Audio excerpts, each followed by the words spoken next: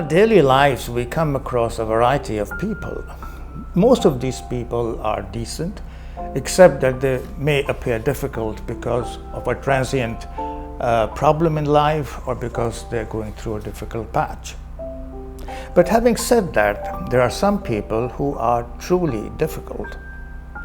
And these are people who are, number one, exhibiting troublesome, despicable behavior. Number two, this behavior is pervasive and habitual. And number three, this is perceived as offensive by most people and not simply those who happen to be overly anxious or sensitive.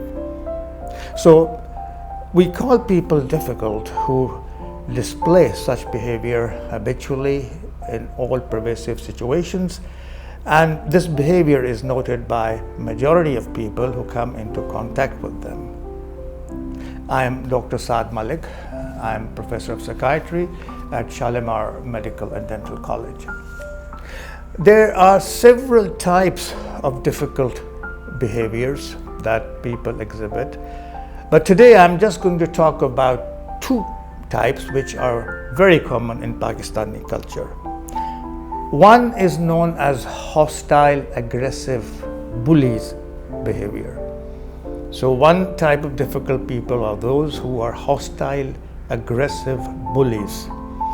And the others are those who are chronic complainers. You have met quite a few of them in our culture because these two are almost rampant. Now, what is a hostile, aggressive bully? Now, these are people who scream their heads off when they are angry. They smash property, they throw away plates, they slam doors. They are self-centered. They think they are at the center of the world. And they want to get their way, come what may, including using aggression and intimidation. So these are the traits of people whom we call hostile, aggressive bullies.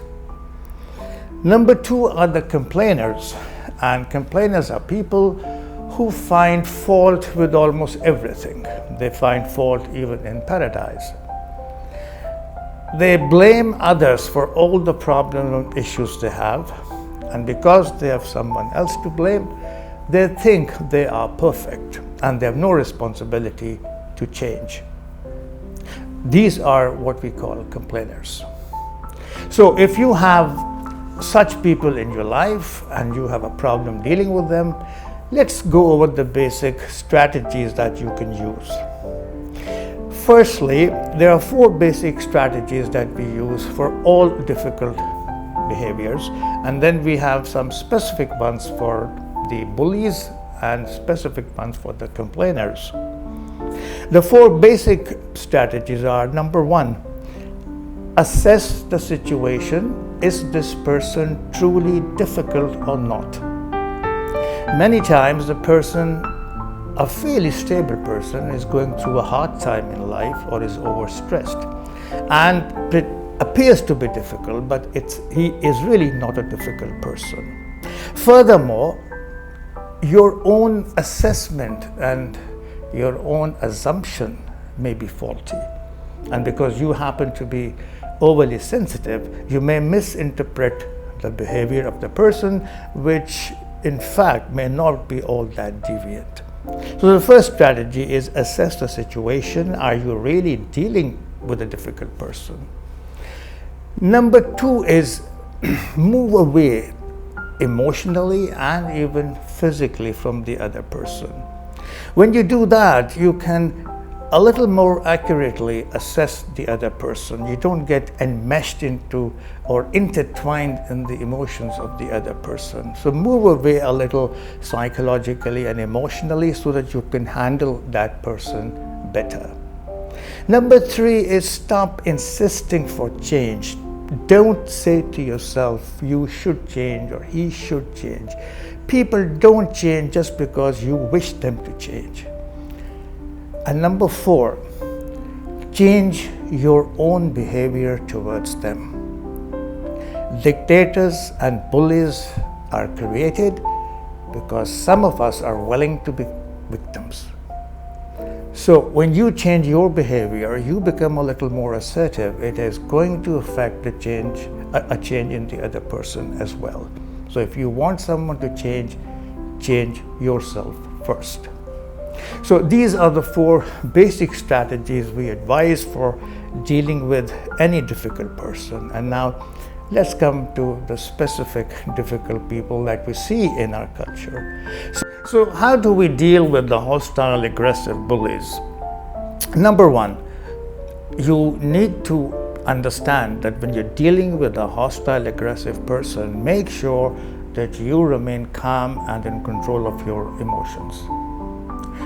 You cannot clean blood with blood, and although you feel like reacting with anger and fury, you need to control your emotions and remain calm, because one neurotic person is bad enough and you can well do without adding another one. Number 2, give that person time to run down. Let the person sit rather than stand, because standing gives rise to more aggression. And listen attentively to what the person is saying. Have a good eye contact, nod, and show the person that you are understanding and listening to what the person is saying. Your speech should be calm and firm. And you should follow the 80-20 rule, where 80% of the time the other person is talking and 20% of the time you are talking. Don't do it the other way around. So dealing with a hostile, aggressive bully is a real test of your own nerves. But remember, your behavior determines how the other person is going to behave. So once you have allowed the patient to run down, you have allowed the patient to ventilate his or her emotions through catharsis, and you have been active listening, then get into the problem-solving mode and talk about the solutions rather than just the problem. Complainers, as I said, are people who find fault with everything. They have someone to blame for the problems in their life, and because anyone to be blamed is always there, they feel they are perfect and they don't need to change. With them, again, active listening is important. You need to sit with them and listen to what they have to say, even if you're feeling very impatient. Number 2, you need to paraphrase what they are saying so that they feel you have understood the message that they are conveying. And number 3, here again, you have to get into the problem-solving mode, otherwise the complaining sequence never ends. And don't get into what we call the ADR situation, where A stands for accusation, D stands for defense, and R stands for re-accusation. Most of the arguments that you see on television and with people who are having a conflict, they revolve around this ADR situation. One person is accused of something. That person, rather than explaining his position, becomes defensive and re-accuses the first person, and this cycle goes on and you get nowhere.